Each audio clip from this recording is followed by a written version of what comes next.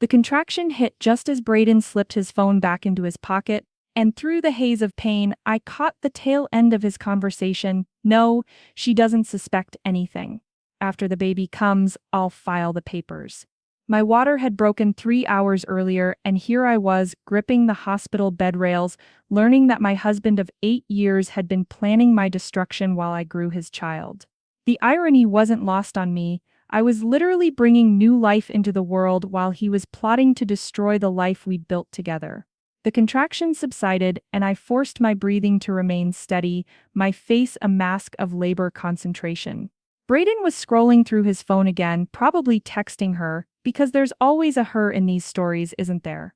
26 hours of labor stretched ahead of me, and my husband thought he'd found the perfect moment to deliver his own kind of devastating news. My name is Harper Catherine Mitchell, and at 32, I had believed I was living my dream life. MBA from Northwestern, senior marketing director at a Fortune 500 company, beautiful home in Lincoln Park, and what I thought was a solid marriage to Braden, a successful real estate attorney. I'd taken an extended maternity leave, planning to be home for 6 months with our first child. I'd spent the last 3 years supporting Braden through his partnership track, handling the household finances, managing our social calendar, and building the foundation for what I thought would be our family's future. But as another contraction built, I realized just how perfectly he'd timed this betrayal. I was at my most vulnerable, physically exhausted, emotionally overwhelmed, financially dependent for the first time in my adult life.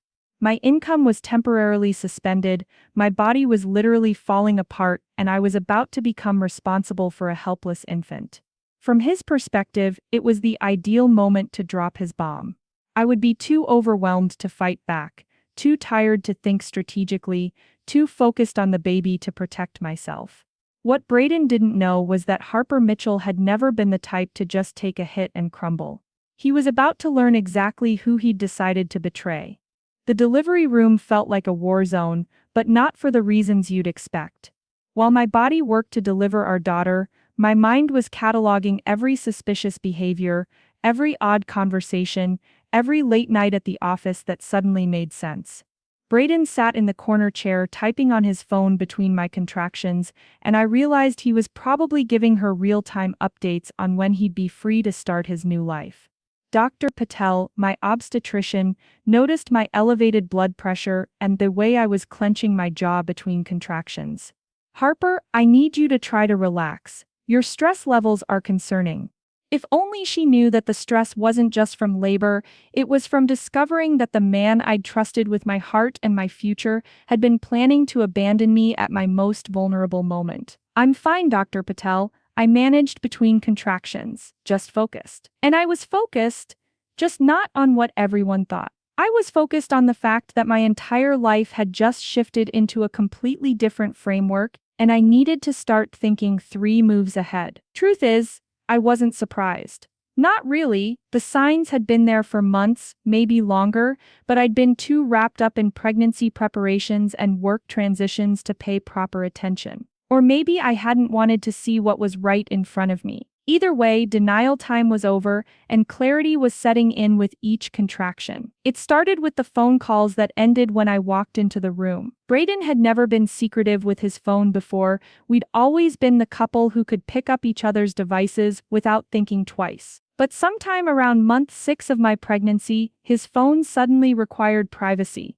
"Just work stuff," he'd say, angling the screen away from me. "Boring legal documents." Then came the late nights at the office that coincided with my first trimester exhaustion. When I was going to bed at 8:30, completely drained, Braden was suddenly discovering a passion for working until 10 or 11. "Big case," he'd explain, kissing my forehead as I half-dozed. "Partnership review coming up." I believed him because I wanted to believe him, and because I was too tired to dig deeper. The gym membership he'd never used suddenly became essential to his routine. 3 mornings a week, sometimes 4, Braden was up at 5:30 for workout sessions that left him energized and secretive. He'd come home with wet hair and a story about the most intense cardio session, but he never seemed to actually be getting any stronger or fitter. New cologne appeared in our bathroom, something fresh and expensive that wasn't the Tom Ford I'd bought him for Christmas. Business trips became more frequent,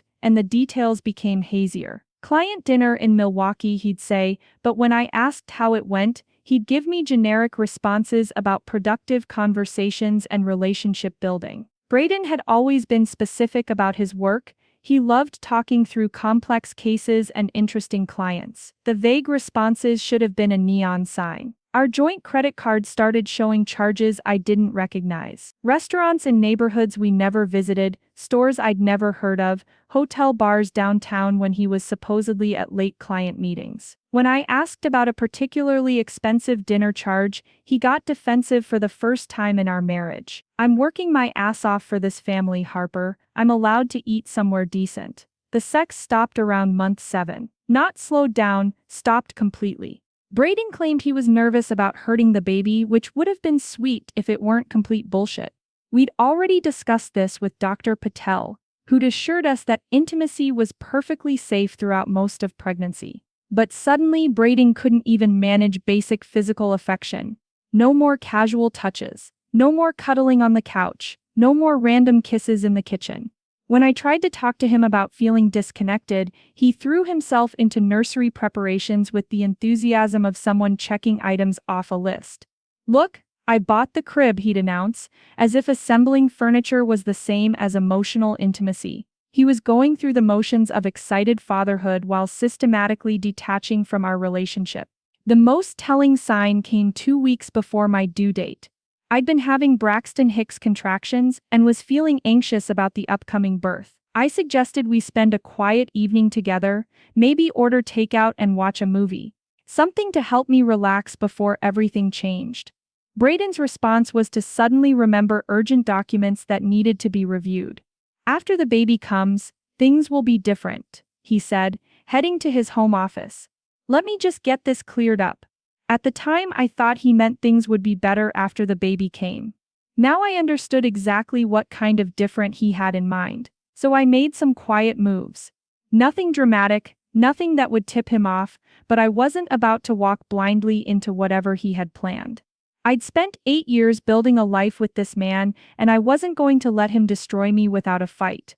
First, I secured my own bank account. Not the joint checking we'd used for household expenses, but a separate account in my name only, seeded with money from freelance consulting work I'd done during pregnancy. Braden knew I'd taken on a few small projects to stay mentally engaged, but he didn't know exactly how much I'd earned or where that money was going. It wasn't a fortune, but it was enough to cover immediate expenses and legal fees if necessary. I quietly photographed all of our important documents: insurance policies, investment statements, property deeds, bank records, tax returns. I uploaded everything to a cloud storage account Braden didn't know about, accessible from my personal laptop and phone. If he was planning some kind of financial ambush, I wanted my own copies of everything. I reached out to my network, not to gossip or complain, but to rebuild professional connections I'd let slide during pregnancy. Lunch meetings disguised as prenatal social visits, emails framed as keeping in touch. I wasn't ready to return to work, but I wanted my options open if my circumstances suddenly changed. Most importantly, I documented everything I could remember about Braden's suspicious behavior. Dates, times, phone calls, unexplained charges, schedule changes, everything I'd previously dismissed as work stress or normal life adjustments. I created a private digital file with timestamps and details, just in case patterns became important later. I also quietly researched divorce lawyers in Chicago, not because I was planning to file, but because I wanted to understand my rights and options. I scheduled a consultation disguised as estate planning, talking to Margaret Collins, one of the top family law attorneys in the city, about protecting our growing family's interests. The session was enlightening in ways I hadn't expected. The contractions were getting stronger and Braden was getting more agitated. Every few minutes, his phone would buzz, and he'd glance at it with an expression I'd never seen before, guilt mixed with anticipation. He was torn between the performance of being a supportive husband and his obvious desire to be anywhere else. Maybe you should go get some coffee, I suggested during a brief break between contractions. This could take a while and you look exhausted. It was a test, and he failed it spectacularly. Are you sure? He asked, already standing up. I could grab something from the cafeteria. Real concerned fathers don't abandon laboring wives for cafeteria coffee, but Braden was halfway to the door before I'd finished nodding. As soon as he left, I texted my sister Jennifer. Braden just left me alone during labor to make phone calls. I think we have a problem. Jennifer had been suspicious of Braden's behavior for weeks, asking pointed questions about his schedule and his attitude that I'd deflected. Now I needed someone on my side who wouldn't give me advice about working things out for the baby's sake. Dr. Patel returned to check my progress, and I made a decision that would prove crucial later. Doctor, I need to ask you something confidential. Is there any medical reason my husband would need to avoid physical contact during pregnancy? He's been completely distant for months, and I'm starting to worry there's something wrong with me or the baby. She looked concerned and reviewed my chart carefully. Harper, there's absolutely nothing in your pregnancy that would require physical distance. You've had a textbook healthy pregnancy. Has he expressed specific concerns? He says he's worried about hurting the baby, but it feels like more than that. I was building a medical record of Braden's behavior, creating professional documentation of his withdrawal and emotional abandonment during my pregnancy. Would you like me to speak with him? Sometimes partners have anxiety about pregnancy that they don't know how to express.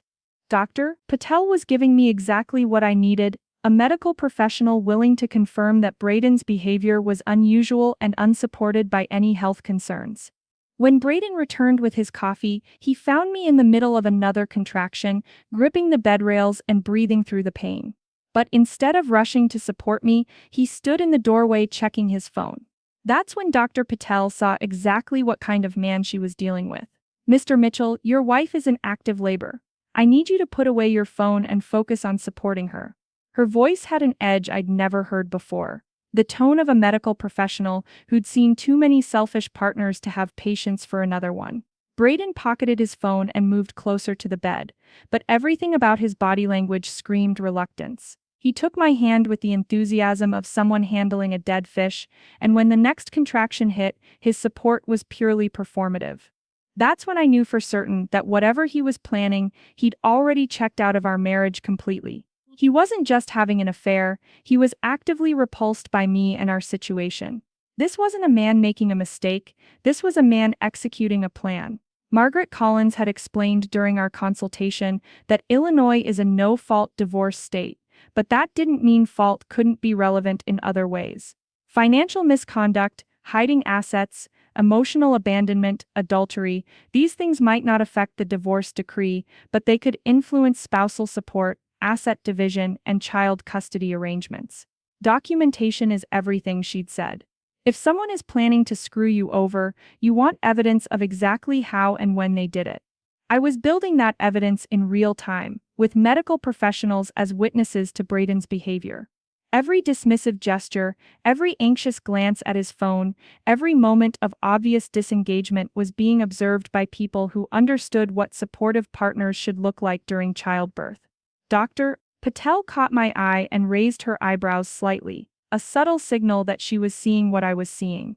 I nodded almost imperceptibly, and she made a note in my chart. Later, I would learn that she'd documented Braden's unusual emotional distance and inappropriate phone use during patients' active labor in my medical record. Hours passed with Braden growing increasingly agitated and me growing increasingly certain of what was coming. He'd step out to check with work every hour or so, returning with updates about cases that sounded suspiciously generic. Meanwhile, I was making mental notes about everything: the timing of his absences, the nature of his excuses, the way he could barely maintain eye contact during my most painful contractions. When Emma Catherine Mitchell finally arrived at 4:47 a.m., Braden's first reaction wasn't joy or wonder, it was relief that he could finally stop pretending to be an excited father. He held our daughter for exactly long enough for the obligatory photos, then handed her back to me with obvious discomfort.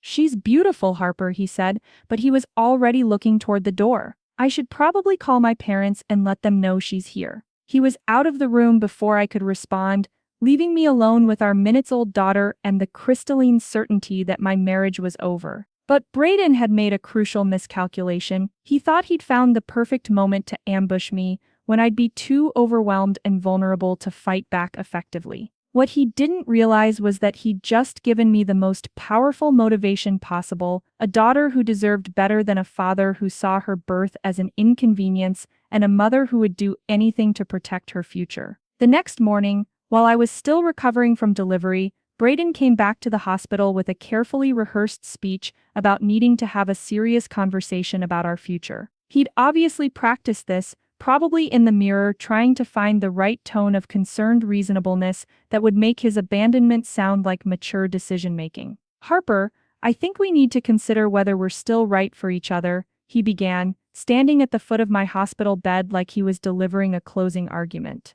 "We've grown apart during the pregnancy, and I'm not sure we want the same things anymore." I held Emma against my chest and looked at this man I'd loved for 8 years, who was trying to divorce me less than 24 hours after I'd given birth to his child. The audacity was almost impressive. "What exactly are you saying, Braden? I think we should separate for a while. Give each other some space to figure out what we really want." He was using therapy speak, the language of conscious uncoupling and mutual decision-making, as if this were a collaborative realization instead of his solo exit strategy. "Separate," I repeated, keeping my voice calm. "When were you thinking this separation should start?" "Well, after you're recovered from delivery, maybe in a few weeks." He was trying to sound considerate, like he was giving me time to heal before he destroyed our family. "I've already looked into a temporary apartment." Of course he had. This wasn't a sudden realization, this was a plan he'd been working on for weeks or months. "And Emma,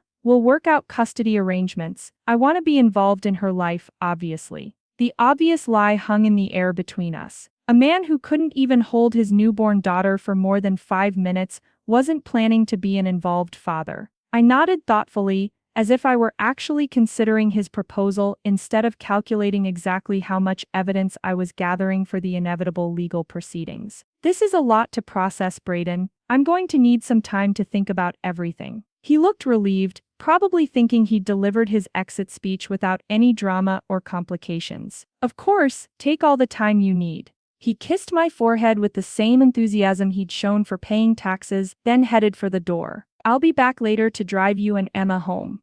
After he left, I called Margaret Collins from my hospital bed. "I need to retain you immediately," I told her. "My husband just asked for a separation while I'm still in the recovery room from giving birth to his child." Margaret's response was immediate and sharp. "Don't sign anything, don't agree to anything, and don't move out of your house. I'll see you as soon as you're discharged." But first, I had some investigating to do. If Braden thought he'd planned this perfectly, I was about to find out exactly how perfect his plan actually was. I started with our credit card statements, using the banking app on my phone to review charges from the past 6 months. With fresh eyes and the clarity that comes from having your illusions completely shattered, patterns emerged that I'd previously explained away. Every Tuesday and Thursday evening for the past 3 months, there were charges at Maxwell's, an upscale restaurant downtown, always around 8 p.m., always for 2 people. On the nights Braden claimed he was working late at the office. The charges were paired with parking fees for a garage 3 blocks from Maxwell's, expensive parking for someone who supposedly had free parking at his office building. Weekend charges were even more interesting. A spa in Evanston that offered couples packages. A boutique hotel in Wisconsin where Braden had supposedly gone for a legal conference that I couldn't find any record of online. Jewelry purchases from stores I'd never heard of, flowers from a florist that wasn't the one we'd always used for our anniversary. But the most damning evidence was the pattern of cash withdrawals. Every Friday afternoon for the past 2 months, Braden had withdrawn exactly $300 from our joint account. Always from the same ATM near his office, always at the same time. That was $2,400 in cash withdrawals that he'd never mentioned, for expenses he'd never explained. I cross-referenced these patterns with his calendar, using the shared Google Calendar we'd maintained throughout our marriage. The correlation was perfect. Every suspicious charge corresponded to a vague entry like client dinner or work meeting. Braden had been using our joint finances to fund his affair while lying to me about where he was spending his time. Then I did something I'd never done before in our 8-year relationship. I went through Braden's laptop. He'd left it at the hospital when he went home to shower and change clothes, probably assuming I was too exhausted and emotional to think clearly. He was wrong. Braden had never been particularly tech-savvy, so his digital security was laughable.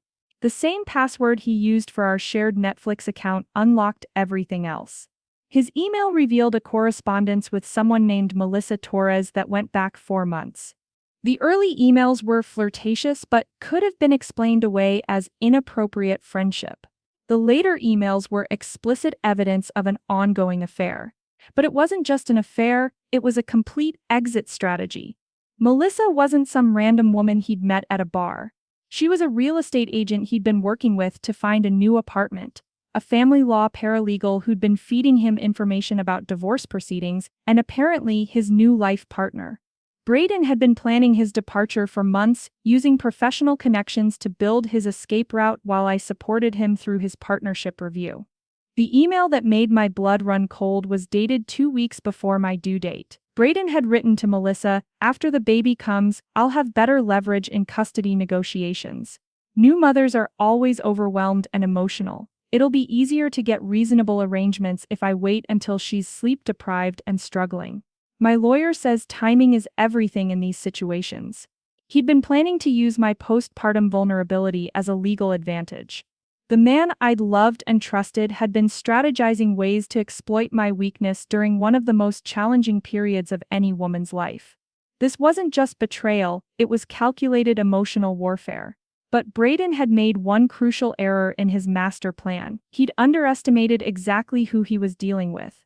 Harper Mitchell hadn't built a successful career by crumbling under pressure or failing to think strategically when threatened. If he wanted to play games with timing and leverage, he was about to learn that two could play that game. I spent the rest of my hospital stay building my own strategic response. While Braden thought I was resting and bonding with Emma, I was documenting everything, consulting with experts, and preparing for the fight of my life. Margaret Collins came to see me at the hospital that afternoon, and our conversation was illuminating. "Based on what you've told me, your husband has been planning this for months," she said, reviewing the emails and financial records I gathered. "The good news is that his own documentation shows premeditation and financial misconduct. The bad news is that he's been getting advice from someone who knows family law. What does that mean for me and Emma? It means we need to be smarter and faster than they are. Illinois law presumes joint custody in most cases, but there are exceptions for parents who demonstrate abandonment or emotional harm to the child. Your husband asking for divorce while you were in labor could be relevant, especially if we can show a pattern of emotional abandonment during your pregnancy." Margaret walked me through my options, and they were more extensive than I'd expected. Braden's affair itself wasn't grounds for anything in a no-fault state, but the financial misconduct was a different story. Using marital assets to fund an affair could affect property division. His documented strategy to exploit my postpartum vulnerability could influence custody arrangements. His complete emotional withdrawal during my pregnancy, witnessed by medical professionals, could support claims of abandonment. The key is that we don't let him control the narrative or the timeline. Margaret explained, "He thinks he's holding all the cards because he planned this while you were focused on pregnancy, but he's also created a paper trail of his misconduct, and that's going to cost him." I also consulted with Dr. Patel about Braden's behavior during labor and delivery. She was surprisingly forthcoming about her observations. "In 30 years of obstetrics, I've seen a lot of partners handle labor differently," she told me, "but your husband's behavior was concerning. He seemed more focused on his phone than on supporting you during one of the most important moments of your lives together." She agreed to provide a written statement about Braden's inappropriate conduct during delivery, his emotional distance during pregnancy appointments, and her professional opinion that his behavior was inconsistent with that of a supportive partner. Coming from a respected medical professional, this testimony would carry significant weight in any custody proceedings. But my most important discovery came from an unexpected source: the hospital's Wi-Fi logs. Because I'd been curious about exactly who Braden had been texting during my labor, I'd asked the IT department if they could provide records of device activity on their network. They couldn't give me content, but they could show me that Braden's phone had been actively sending messages every few minutes throughout my 26-hour labor, behavior completely inconsistent with a man focused on supporting his wife through childbirth. By the time Braden returned to drive us home, I had assembled a comprehensive picture of his deception and a strategic plan for my response. But I kept my expression neutral, even grateful, as he loaded Emma's car seat and helped me into the passenger seat. He had no idea that I'd spent the last 2 days building a case against him instead of recovering from childbirth. The drive home was surreal. Braden made small talk about Emma's sleep schedule and feeding times, playing the role of concerned new father with the same conviction he'd brought to his performance as worried husband. Meanwhile, I was calculating exactly how his behavior was going to impact his custody arrangements and spousal support obligations. "I've been thinking about what you said yesterday," I told him as we pulled into our driveway. "About needing space to figure things out." He brightened visibly, probably relieved that I wasn't going to fight his perfectly planned exit. "I think it could be good for both of us." "I agree. But I want to make sure we handle this properly for Emma's sake." I kept my voice reasonable and collaborative, the tone of someone who is prepared to be mature about an unfortunate situation. "Maybe we should each consult with lawyers, just to make sure we understand our options and responsibilities." Braden nodded enthusiastically. He thought he was getting exactly what he wanted, a cooperative wife who would facilitate his smooth transition to his new life. "That makes sense. I want everything to be fair and legal." Fair and legal. The irony was almost funny. Braden had been planning financial misconduct and emotional manipulation for months, but he wanted our divorce to be fair and legal. He was about to learn exactly what fair and legal consequences looked like when you systematically betrayed your family. Over the next week, Braden played his role perfectly. He was helpful with Emma, considerate about my recovery, and excited about our mutual decision to pursue separation. He even brought me flowers and offered to cook dinner, gestures that would have been touching if I didn't know they were part of his performance as the reluctant but responsible husband who was trying to do right by his family. Meanwhile, I was building my case with the precision of a military campaign. Margaret Collins introduced me to a forensic accountant who specialized in tracking hidden assets and financial misconduct in divorce cases. Within 3 days, Janet Miller had uncovered $15,000 in cash withdrawals and unexplained credit card charges that Braden had attempted to hide or justify as business expenses. "Your husband has been systematically moving money around for months," Janet explained during our consultation. "He's not sophisticated enough to hide it completely, but he's definitely been preparing for this divorce longer than he's admitting. The pattern suggests he's been building a separate financial life while depleting your joint resources." I also hired a private investigator, not because I needed proof of the affair, Braden's emails had provided that, but because I wanted to understand the full scope of his deception. Michael Santos had 30 years of experience with cheating spouses, and his assessment was brutal and comprehensive. "Your husband isn't just having an affair," Michael told me after 3 days of surveillance. "He's been living a double life." The woman, Melissa Torres, has been introduced to his colleagues as his girlfriend for at least 2 months. They've attended work events together, had dinner with other couples, even gone away for weekends that he told you were business trips. Michael showed me photographs that destroyed any remaining illusions I might have had about Braden's character. Images of Braden and Melissa holding hands at restaurants, kissing outside her apartment building, shopping together for furniture and household items. He hadn't just been planning to leave me, he'd been actively building a replacement life while pretending to be an excited, expectant father. But the most damaging evidence was a recording Michael had obtained of Braden and Melissa having dinner 2 nights after Emma was born. Using a directional microphone from a nearby table, Michael had captured Braden explaining his strategy for the divorce proceedings. "The key is that Harper doesn't know anything yet." Braden's voice was clear on the recording. "She's exhausted from the baby, emotional from hormones, and completely dependent on me financially.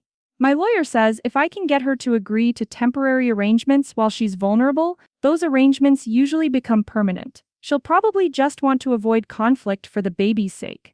Melissa's response was equally revealing. "What about custody? Won't she fight for full custody?" "Not if I play this right. I'll ask for 50-50 custody, knowing she'll want to negotiate down to something more reasonable. She'll probably agree to every other weekend and 1 night a week, thinking she's protecting Emma from conflict." But once those arrangements are in place, I can always go back to court for more time if I need to. They were discussing my daughter like she was a chess piece in their game, calculating how to manipulate my maternal instincts to achieve their preferred outcome. The level of premeditation and callousness was staggering. Braden hadn't just planned to leave, he'd strategized how to exploit my love for Emma to minimize his financial obligations and maximize his freedom. I listened to that recording 3 times, and each time it strengthened my resolve. These people had underestimated exactly who they were dealing with, and they were about to learn what strategic thinking actually looked like.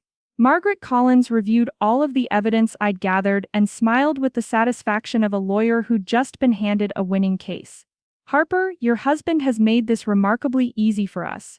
He's documented his own misconduct, created a clear pattern of financial fraud, and provided evidence of his intent to manipulate custody arrangements. We have enough evidence to pursue claims for financial misconduct, emotional abandonment, and misrepresentation." What does that mean in practical terms?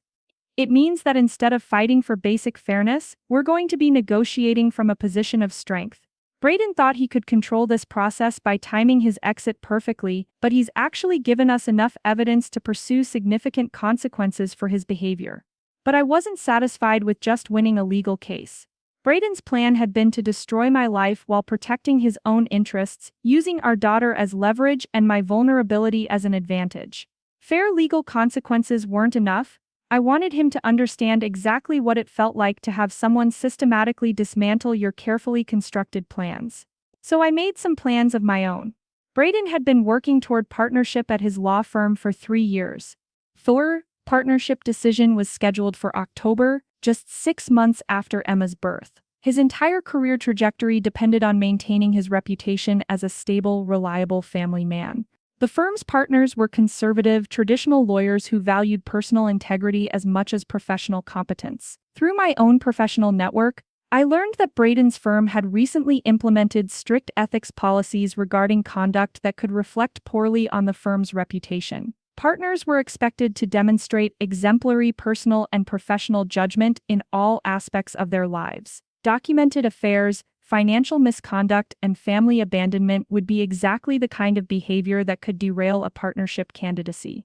I also discovered that Melissa Torres worked for a family law firm that represented clients in contentious divorce cases. Her relationship with Braden created a massive conflict of interest. She was romantically involved with someone whose divorce case could intersect with her firm's practice area. Worse, she'd been providing Braden with inside information about divorce strategy while working for a firm that handled similar cases. The legal community in Chicago is smaller than people realize, and professional reputations matter enormously. I had evidence of both professional misconduct and ethical violations that could impact both of their careers. They'd been so focused on their personal happiness that they'd ignored the professional consequences of their choices. But I needed to be strategic about timing and approach. If I moved too quickly or too aggressively, I'd look like a vengeful ex-wife trying to destroy her husband's career. I needed to look like a concerned professional reporting legitimate misconduct through appropriate channels. So I waited. For 2 weeks, I played the role of the cooperative wife who was sadly accepting the end of her marriage. I attended mediation sessions where Braden presented his fair custody proposal every other weekend and 1 evening per week, exactly as he'd planned with Melissa. I nodded thoughtfully when he suggested I might want to return to work sooner than planned to maintain my financial independence. Meanwhile, I was quietly implementing my own strategic plan. I documented every interaction, recorded every conversation. Illinois is a one-party consent state, and built an unshakable record of Braden's continued deception and manipulation. The turning point came when Braden asked me to sign a temporary custody agreement that would formalize his proposed arrangement. "Just to give us structure while we work through the bigger issues," he explained, using the same reasonable tone he'd probably practiced with Melissa.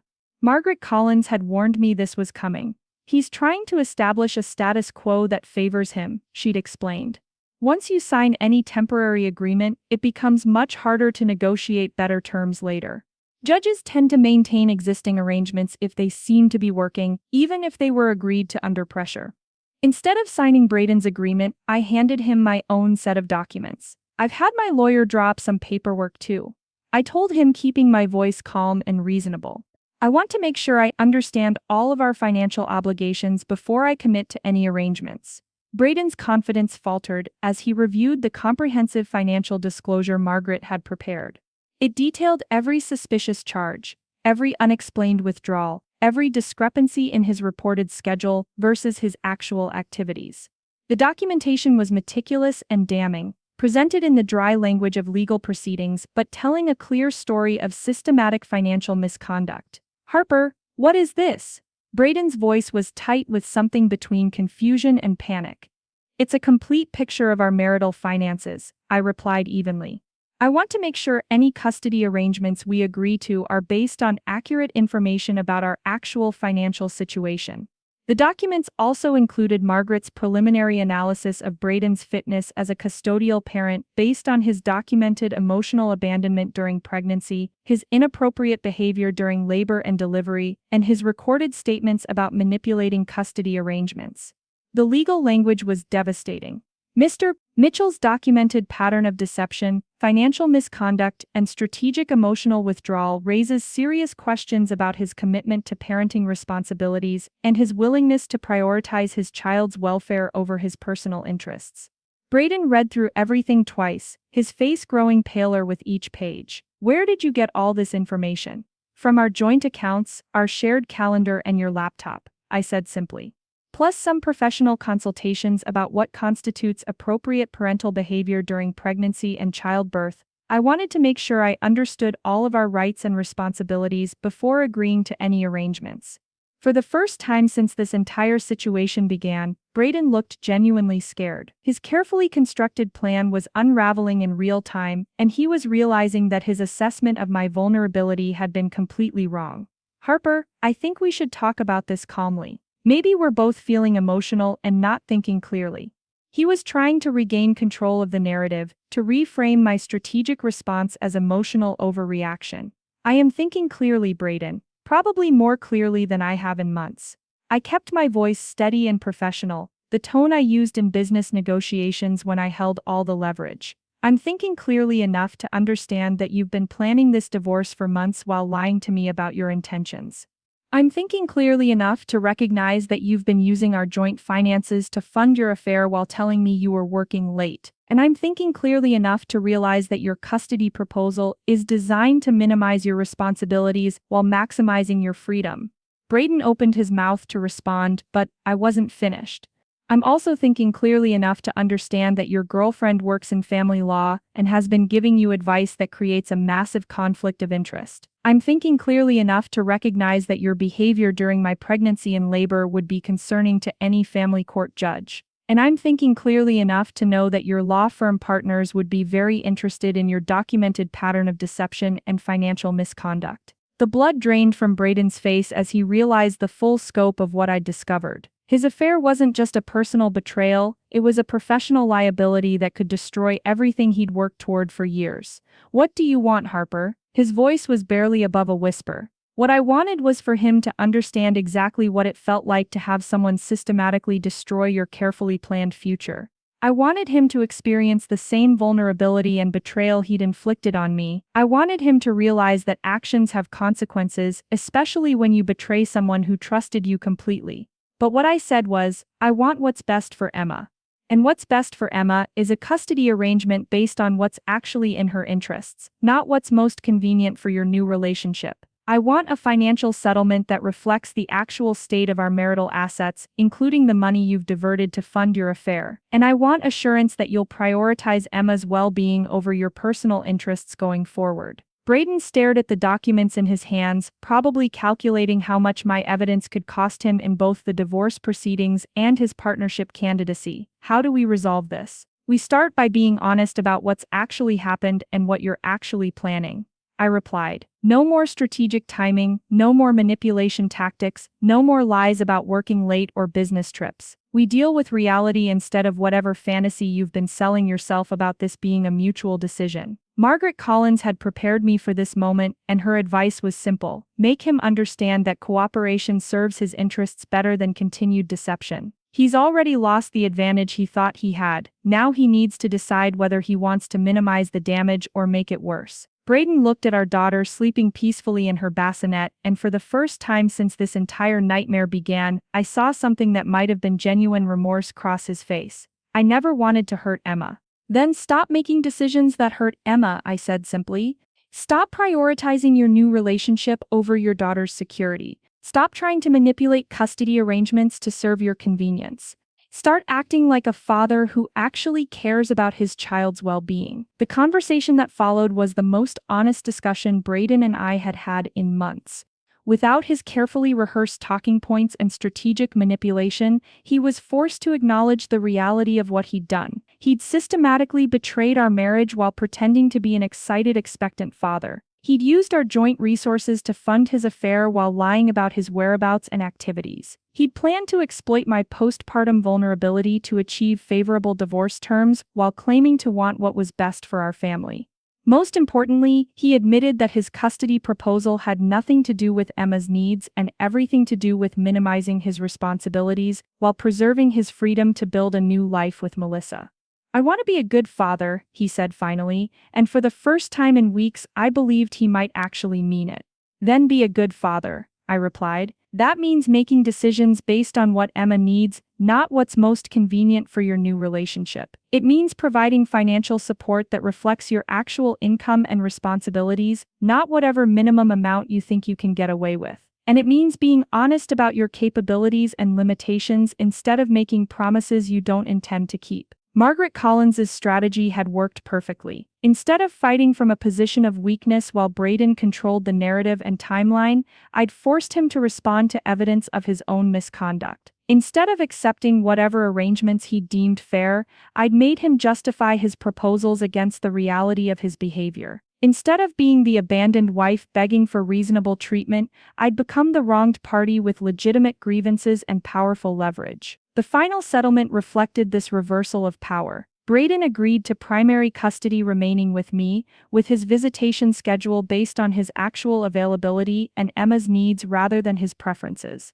He accepted financial arrangements that reflected both his higher earning potential and his misconduct regarding marital assets. Most importantly, he agreed to prioritize Emma's stability and well-being over his new relationship, with specific provisions ensuring that his girlfriend would not be introduced to Emma until our daughter was old enough to understand the situation. But the professional consequences were equally satisfying. I never had to actively sabotage Braden's partnership candidacy. His own behavior took care of that. When his law firm's managing partners learned about his affair with a family law paralegal, the conflict of interest concerns were immediate and serious. When they discovered that he'd been using work events as cover for his relationship while lying to his wife about business obligations, the integrity questions became unavoidable. Braden's partnership decision was deferred pending resolution of personal matters that could impact his professional standing. In the conservative, reputation-conscious world of corporate law, that was essentially a career death sentence. He would remain an associate indefinitely, watching his peers advance while his personal choices continued to limit his professional options. Melissa Torres faced similar consequences when her firm discovered her relationship with someone going through divorce proceedings in their practice area. The conflict of interest was clear and undeniable, and her employment was terminated within a week of the discovery. Chicago's legal community is small enough that her reputation for poor professional judgment would follow her to any future positions. They'd been so focused on their personal happiness that they'd completely ignored the professional implications of their choices. Their affair hadn't just destroyed my marriage, it had systematically undermined both of their careers. But the most satisfying consequence was watching Braden realize that his perfect plan had been based on a complete misunderstanding of who he was dealing with.